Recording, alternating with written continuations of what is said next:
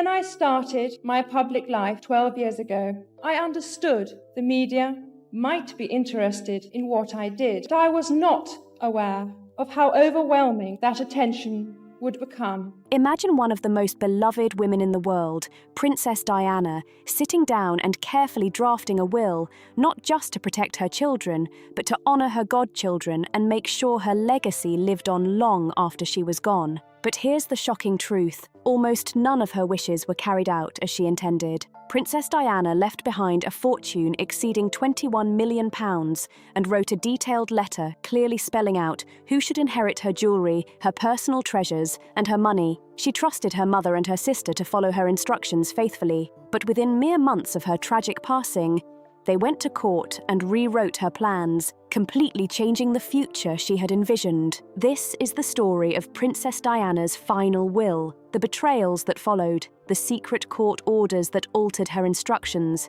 the upset godchildren, and the unexpected transfer of her most iconic engagement ring. It is the story of an inheritance that shaped two very different royal lives, one prince stepping away from the palace and another moving closer to the throne. Brace yourself, because this story will challenge everything you think you know about Diana, her intentions, and the people she trusted most. Princess Diana's will, written when she was just 32, was full of trust and care. On June 1st, 1993, while still married to Prince Charles and performing her royal duties with grace and dedication, she signed her will. At this time, her landmark Panorama interview had not yet aired, her divorce was still in the future, and her tragic death in Paris was years away. Yet, even at that point in her life, she had the foresight to plan for her family's security and her own legacy. Compared to the often complex wills of other royals, Diana's was straightforward and surprisingly transparent. For perspective, Prince Philip's will was sealed for 90 years after his death, kept under strict secrecy. Diana's will, in contrast, was made public in 1998, revealing its surprising contents to the world. She appointed her mother, Frances Ruth Roche, and her sister, Lady Sarah McCorquodale, as executors and trustees, giving them the immense responsibility of distributing her estate with fairness and respect. Initially, Diana had included her private secretary, Patrick Jeffson, as a co-executor. After he resigned in 1996, she amended her will the very next day, June 2nd, 1993, to replace him with her sister. Beyond the formal will, Diana wrote a personal letter of wishes, a document designed to clarify her intentions and explain exactly how she wanted her belongings divided. She requested that all her jewellery go to her sons, Prince William and Prince Harry, so that one day their future wives could wear these treasures. She wanted 3/4 of her personal possessions, clothes, photographs, furniture, artwork, to be allocated to her boys, while the final quarter was to be shared among her 17 godchildren. The estate, valued at approximately £21 million, was to be held in trust for William and Harry, with clear instructions for how they could access their inheritance. Diana stipulated that they could receive the trust at the age of 25, an age she carefully chose herself. She also left £50,000 to her trusted butler, Paul Burrell, who had served her faithfully for over 10 years. Additionally, she created a fund of £100,000 for her sons and their future families. Every element of her will reflected love, clarity, and trust, but almost every significant wish would later be altered after her death. The secret court order that dramatically rewrote Diana's intentions remains one of the most surprising elements of her story. Diana tragically died on August 31st, 1997, in a car crash in Paris,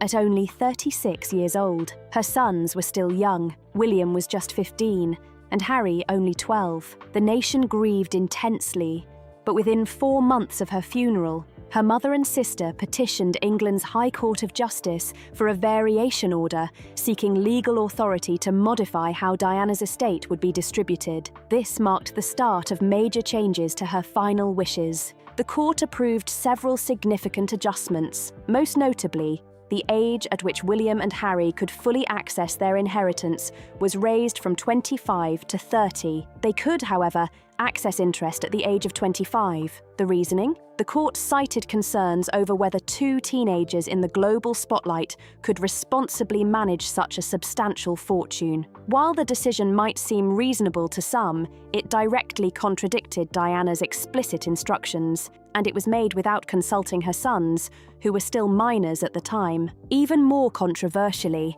Diana's plan for her godchildren was largely disregarded. She had intended for her 17 godchildren to receive a quarter of her personal belongings, roughly $160,000 worth of meaningful items for each child. Instead, the executors decided that each godchild would receive only a single item, often insignificant mementos such as a figurine or a coffee set.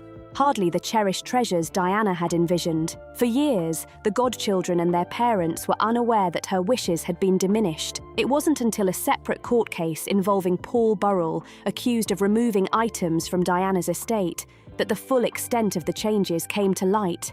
Families were shocked, hurt, and outraged by the breach of trust. The legal reasoning behind this controversy stemmed from Diana's choice of wording in her letters. She often used terms like wishes and discretion rather than hard directives, which gave her mother and sister the legal flexibility to reinterpret her intentions, even in ways that altered the heart of her legacy. Then there is Diana's legendary engagement ring, a 12-carat oval sapphire surrounded by 14 diamonds in 18-carat white gold. This iconic piece, originally valued at £47,000 in 1981, is now estimated to be worth over £400,000. Diana chose it from the Gerard catalogue, shocking the palace because it was technically available to the public. She gave it personal and emotional value, making it priceless. After her death, William and Harry were allowed to choose items from her jewellery collection. According to Paul Burrell, William selected her Cartier tank watch, a gift she had received on her 21st birthday, while Harry chose the sapphire engagement ring, a piece that reminded him of holding his mother's hand as a child. The ring later became central to a story of sibling love and legacy. When William wanted to propose to Catherine, Princess of Wales, Harry supposedly gave him the ring so Catherine could wear it as the future queen. This touching account became widely known as a symbol of the brothers' bond and their devotion to their mother's memory. However, in Harry's 2023 memoir, Spare, he disputed this narrative, calling the popular story absolute rubbish. He claimed that William actually requested the ring after Diana's death, and that Harry never personally had it in his possession, meaning the scene of him handing it over never occurred. Regardless of which version is accurate, one fact remains. Diana's engagement ring now rests with Catherine, Princess of Wales, in accordance with her stated wishes that her jewellery go to her sons so that their future wives could wear these items. Diana's wealth also shaped two very different royal paths. By the time William and Harry reached 30, each had inherited approximately £10 million, around $16 million, after taxes and fees. The estate had been managed and invested by royal advisors over the years, growing significantly and providing both princes with financial security. This inheritance not only offered comfort, but also helped shape the trajectory of their lives, with William moving steadily into royal duties and Harry pursuing a life both inside and beyond the traditional palace framework. Princess Diana's will, meticulously crafted with love and foresight, was both honoured and rewritten. Her godchildren received far less than intended, her sons faced delayed access to their inheritance, and her mother and sister's decisions overrode much of her carefully outlined plan. Yet, even amid all the controversy, some of her intentions survived, most notably in the iconic sapphire engagement ring, which continues to symbolize her love and legacy for generations. The story of Diana's last will exposes the complex clash between trust and power, love and control. A mother's wishes, so clear on paper, were altered in the name of legal discretion, reshaping her legacy in ways she could never have imagined. Her estate became a battleground, her intentions a subject of legal and moral debate. and her family's dynamics were irrevocably changed. Two princes, growing up under intense public scrutiny, had to navigate the consequences of a legacy meant to protect them, but instead became a source of public controversy and private heartache. Diana's life, death, and will remain a reminder that even the most carefully laid plans can be altered, and that trust, though powerful, can be vulnerable to reinterpretation. Her jewelry, her money, her children, and her godchildren all became pieces in a larger drama that shaped the monarchy and the public perception of royal life. And through it all, the enduring love and intentions of Princess Diana continue to influence the lives of her family and the world that still admires her courage, compassion, and foresight. By the time William and Harry turned 30, each of their shares from Diana's estate had grown to about £10 million, or roughly $16 million after taxes and fees. The careful management and investment of the estate ensured that her legacy not only survived, but expanded, continuing to shape the lives of her sons in profound and lasting ways. When it comes to Prince William, Diana's inheritance was more than just money. It was a thoughtful addition to the wealth and security he was already destined to have as the future king. Now, as the Prince of Wales, William oversees the Duchy of Cornwall, an enormous private estate valued at over $1 billion, generating millions in income each year. This fortune guarantees him financial stability for life, but Diana's gift added a personal layer of meaning, a connection between her love and his future. Beyond the estate, both William and Harry reportedly received an additional $20 million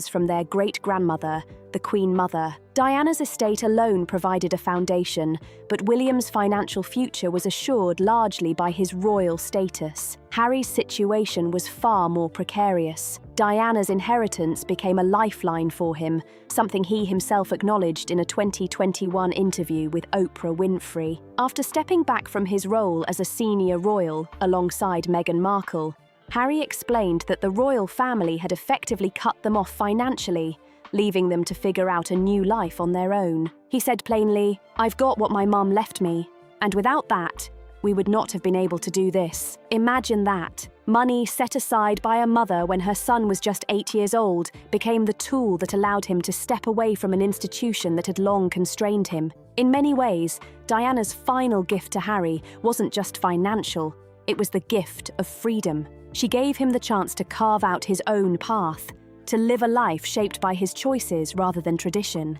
But this situation raises questions that remain unanswered. Did Diana's executors delay the inheritance until her sons turned 30 because they genuinely believed William and Harry were too young to manage such large sums responsibly? Or were there other factors at play? Some experts suggest that the Spencer family may have benefited from the delay. For years, Diana's belongings, including her iconic wedding dress, were displayed at Althorpe House, attracting paying visitors. Could the potential income from these displays have influenced the decision to petition the court for a variation order? We may never know for sure, but it adds a layer of complexity to the story. Equally heartbreaking is the way Diana's godchildren were treated. She cared deeply about these children, and it's clear from her letter of wishes that she intended to include them in her legacy. She had 17 godchildren and wanted a quarter of her personal property to be divided among them. She wrote this request just a day after signing her will, highlighting how important it was to her. If followed, each godchild would have received around $160,000 worth of items, a combination of meaningful keepsakes, photographs, clothing, artwork, and other treasures filled with personal significance. Instead, the executors of her estate chose to give each godchild just one item, selected entirely at their discretion. Many families received items that felt disconnected from Diana's memory: small household objects, figurines, or plate sets. Some even described these gifts as tacky mementos, completely failing to capture the sentiment Diana had intended. For years, the families had no knowledge of Diana's specific wishes. Her letter of wishes was not part of the public probate records, and the executors never informed the families of its existence before the court proceedings. It wasn't until a separate legal case involving Paul Burrell, Diana's longtime butler, that the truth finally emerged. Burrell had been accused of taking items from Diana's estate, and during this case, the godchildren's families learned just how much had been withheld from them. Many felt shocked, betrayed and hurt, not only because of the items themselves, but because the love and intention behind Diana's gifts had been ignored. Diana had trusted that her family would respect her wishes, that her mother and sister would carry out her intentions with care. She believed a handwritten letter signed immediately after her will would reflect her true desires. Unfortunately, her trust was misplaced. The executors had the legal authority to act as they saw fit, using the loose language of wishes and discretion in her letters as justification for overriding her plans. Legal experts now cite Diana's case as a cautionary tale. A letter of wishes alone does not have the binding power of a formal will, and those who want their intentions respected must ensure they are clearly written and legally enforceable. Even so, Diana's true legacy shines beyond the money, beyond the disputes, and beyond the court decisions. Her engagement ring, for instance, now belongs to Catherine, Princess of Wales. It was Diana's explicit intention that her jewellery go to her sons so that their future wives could wear these treasured pieces. Today, the sapphire sparkles at state events, symbolically linking Catherine to Diana in a way no legal manoeuvring could ever change. Her sense of style, her compassion, and her ability to connect with ordinary people live on in the woman who now carries her title. Diana's estate also gave Harry the freedom to step away from royal life and build a life of his own, something Diana herself had long struggled to achieve. She protected him, even after death, through the careful planning of her estate. Her tiara, technically returned to the crown after her divorce, remains closely associated with Catherine during official occasions, showing how Diana's influence continues to be felt across generations. Althorpe, Diana's childhood home and final resting place, remains a private sanctuary hidden among trees and quiet waters. The estate is not open to the public, and while William and Harry will not inherit it, they are welcome to visit the island where their mother rests. Charles Spencer, Diana's brother, has emphasised the importance of allowing the princes access whenever they wish, preserving a connection to her life and memory. Diana drafted her will at 32, believing she had time to perfect it. Tragically, she never did. The people she trusted chose to make changes, but they could never alter her love for her children or her desire to protect those she cherished. Nearly 30 years after her death, her sapphire engagement ring still shines, her financial gifts continue to provide security, and her spirit lives on in the lives of William and Harry. Her sons carry her name, her compassion, and her legacy into a world that continues to adore her. No legal maneuver, no court decision, and no reinterpretation of her wishes could erase that influence. The story of Diana's last will, the broken trusts, the overlooked godchildren, the conflicting stories about the engagement ring, and the inheritance that shaped two princes' lives in ways both expected and unexpected, is a testament to her foresight and her enduring love. If this story resonated with you, make sure to like and subscribe so you don't miss more insights into the royal world. Drop your thoughts in the comments. Do you believe Harry's version of the engagement ring story or Burrell's? And do you think Diana's executors acted fairly? Let me know. I'd love to hear what you think.